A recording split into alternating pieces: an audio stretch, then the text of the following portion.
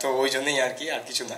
এবার ব্যাপারটা হচ্ছে যে রাজ কিন্তু এতটাও খারাপ ছেলে নয়, হ্যাঁ। এবার কিন্তু কুমার চরিত্রটা অদ্ভুত একটা চরিত্র, মানে আমার কাছে তো অবশ্যই খুবই চ্যালেঞ্জিং কুমার চরিত্রটা। কারণ এইখানে কারণ প্রথমে আমি ভেবেছিলাম হ্যাঁ কুমারের হয়তো, আপনারা আস্তে আস্তে বুঝতে পারবেন যে কুমার একটা রাজত্ব পাওয়ার লোক, হ্যাঁ। এবার তাকে সবসময় সাপোর্ট করে, ইন্ধন যোগায় কিন্তু তার বাবা, যে তুমি কিভাবে চলবে কিভাবে যাবে। কিন্তু কুমার তাকেও ছাপিয়ে যায়, কুমার আবার বাবাকেও পরামর্শ দেয়, কুমার বাবার পরামর্শ এখন নেয় না। তো এইভাবেই চরিত্রটা এগোচ্ছে।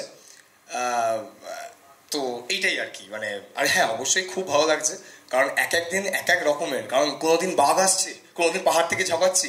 তো এই জিনিসগুলো আমার খুবই এক্সাইটিং লাগছে, মানে এটাই যেমন রূপকদা বললেন যে যেটা ফিল করতে হয় যে কোনো পুরোটাই তো ব্লু, মানে ক্রোমা কাপড়ের ওপর, তো সেটা যে ফিল করতে হয় যে একটা বাঘ আসছে, তো এগুলো আস্তে আস্তে আস্তে আস্তে খুবই ভালো লাগছে, আর আমরা হয়তো করতে পারছি, এইটাই আর কি।